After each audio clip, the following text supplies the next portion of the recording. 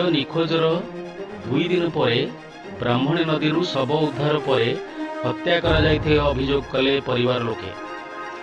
केन्द्रापड़ा नसीडपुर शेख साबिक 18 वर्षर झील सफिना बेगम घरे रोकवा बेले गौड़गोप गाँव शेख मिटो पुओ ऑटो चालक शेख जुमा बयस 25 वर्ष किछि दिन हेब शेख साबिक झील सफिना बेगम सहित फोन में कथबार्ता हुंती।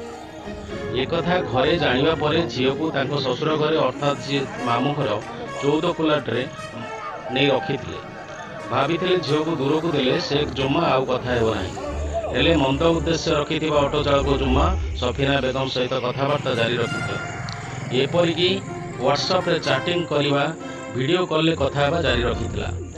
गत जून 9 तारिख रे मामू शेख कुकु घरे भाणीजी को न पाई व्यतिव्यस्त होई एणे तेणे खोजिवा सहित बंधु बांधवों घरे खोजाखोजी कर निराश होगा पर गत जून 10 तारिख रे पट्टामुंडी थाना अधीन 14 प्लट फांटी भाणीजी निखोज नहीं एताल दायर करथिले। एताल देवर परदिन अर्थात 11 तारिख रे फांडी फोन जाइथिला कि ब्राह्मणी नदी डिया घाटरे गोटे झीर शव भासुची, तुमे आसी देख शवटी तुम झीर कि अन्य कहार। परे मामू समेत सपरिवार बापा माँ बंधु समस्ते जाई पानी रे हस्तिवा शव झीटी बोली चिन्हट झील बोली चिन्हट करथिले। परे पुलिस रे एक अपमृत्यु मामला कर शव को जबत कर शव व्यवच्छेद आली मेडिकल पठाइथिला।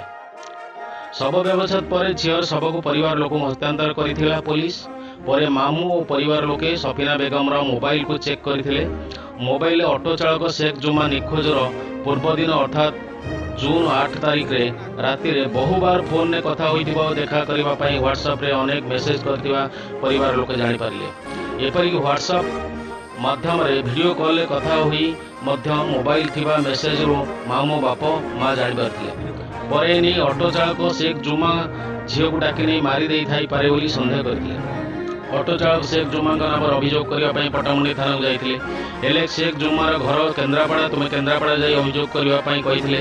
परे परिवार लोके केन्द्रापड़ा जाई सेठारे थाना अधिकारी को अभियोग करिवारु से कहिले शव जो अंचल मिलुची अभियोग सेठारे करंतु। परे परिवार लोके फेरी पट्टामुंडी एसडीपीओ को देखा करी अभियोग करिवारु पट्टामुंडी थाना अभियोग ग्रहण करिसंती। अभियोग करिवार 20 दिन बीती जाइथिले मध्य कौनसी कार्यानुष्ठान न हेबारु आज मामू बापा माँ साई पड़िशार किछि लोकों को धरी परिवार लोके एसपी ऑफिस जाई एडिशनल एसपी को भेटी अभियोग करिसंती।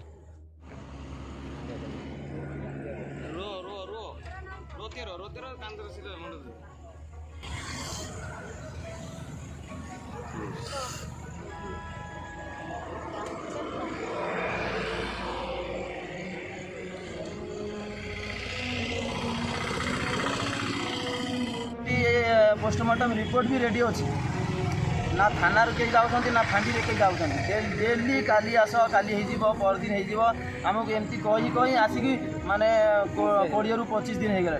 आम एसडीपीओ पाखक भी जाइलु से भी फोन कर कथबार्ता करें से आईएसआर को कहले आईएसआर कहले ठीक अच्छे आम मु काली नहीं पलि आसबि काली पठेबी आम स्टाफ को काली नहीं पलि आसबि।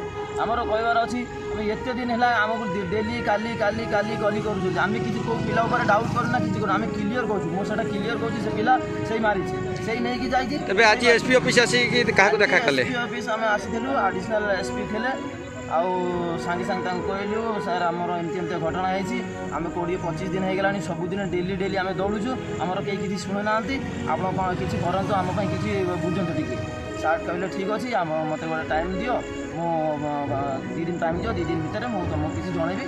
तापर से सांगे सार ये पट्टामुंडी आईसी को फोन करें फोन करके से कथबार्ता करें कहले ठीक अच्छे से पोस्टमार्टम रिपोर्ट आसी जाऊ तापर तुम सुविधा हम दिन 2 दिन हम जदि आपण को न्याय न मिले आपण आम जाइए थाना आगे बसबू एसपी ऑफिस आगे आम जाइए बसबू।